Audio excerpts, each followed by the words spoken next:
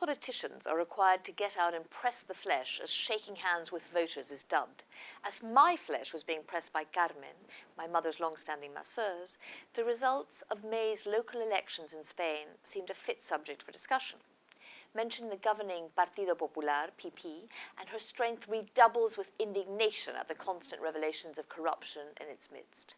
She pays little attention to the party's labour reforms, its austerity measures, which, allied to a low oil price, laid the seeds for this year's recovery. GDP in 2015 is forecast at 2.8%, the fastest growth since the crisis in 2007, although unemployment at 24% remains high, if overstated, because there is an immense black economy. Exports are shooting through the roof on the back of a weak currency and the private sector's restructuring. Mention the opposition Partido Socialista Obrero Español, the socialists, and her outrage at the revelations of their corruption, less than the PP only because they've been in power less than the last 20 years, turns into the pummeling of a 25-year-old. Not one knotted muscle remains untouched. Podemos, which is translated as we can, is the only party that almost makes the massage gentle and ineffective. Almost. The new protest party had to tiptoe back from its flattering embrace of Venezuela's leaders and bankrupt political system as its poll ratings plummeted. Spaniards may be fed up with the corruption of the main parties and with a recovery that's yet to be felt beyond the confines of the privileged. A number of them were willing to use their votes in the elections this week to punish the two behemoths of old by voting for Podemos and its other incarnations and sympathizers. But it's doubtful that this is going to be repeated in national elections. When a year and a half ago Podemos was at its height, gaining 28% of the intention to vote poll, there was a whiff of concern in the Círculo Empresarial de la Competitividad, which groups together top executives from the 17 largest multinationals in Spain, including Telefónica and Santander.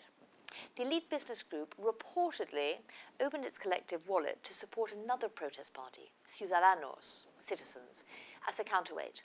This was a small, pro-business, Catalan-based party which advocated the autonomous region remaining part of Spain.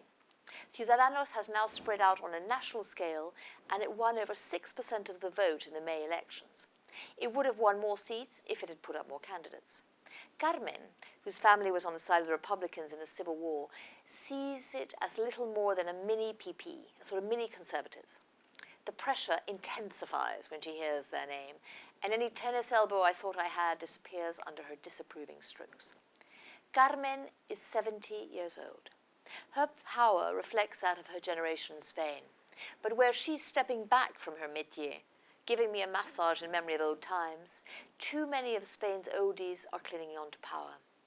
Over 50% of the presidentes, executive chairmen of the IBEX 35, the Spanish equivalent of the FTSE 100, are over 65 years old.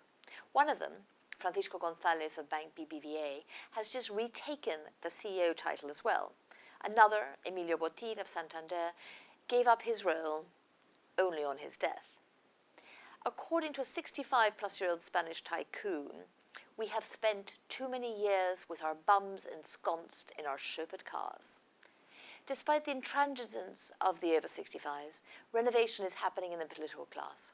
47-year-old King Felipe VI, known as the best-prepared Bourbon king in history, took over from his father Juan Carlos at the end of last year. Alberto Sánchez, a photogenic 43-year-old, is the leader of the socialists. Ciudadanos is headed by fresh-faced 36-year-old Albert Rivera, while Podemos' 37-year-old leader Pablo Iglesias sports a rather last-century ponytail. Only 60-year-old Mariano Rajoy, who continues to deny knowledge of massive illegal payments by his party treasurer, Luis Bárcenas, clings to power.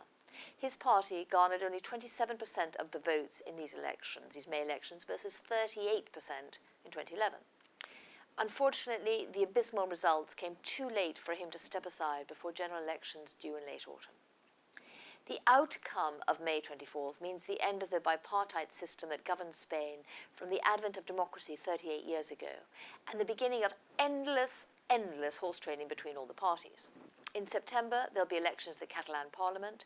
6 months from now, there'll be general elections around November. A similar panorama of horse trading will probably unfold. Investors who've sold Spanish shares are panicking unduly. for economic policy will remain within a very narrow band of the acceptable for three reasons. Firstly, even in a local election where voters were understandably angry and more likely to experiment, the Conservatives and the Socialists ended up with the most votes. In a general election, that's even more likely to happen. Either of the mainstream parties will need to govern in coalition with Ciudadanos or informally supported by them. A condition of supporting the PP may well be Prime Minister Rajoy's disappearance and substitution, which is no bad thing. The distance between the centre-left socialists and the radical left is as wide as the Grand Canyon. That between PSOE, the socialists, and Ciudadanos is infinitely narrower, and thus Podemos will probably be left out in the cold at a national level. Secondly, Spain is centrist. Moderation, aspiration, and consumption are three words that ring true for the majority. Last, but not least, Spain's economic policy is mainly decided in Frankfurt by the European Central Bank and in Brussels by the European Commission. A couple of years ago, in November 2013, this column advocated investing in Spain. We were right, and prices have since gone up, but they have further to go.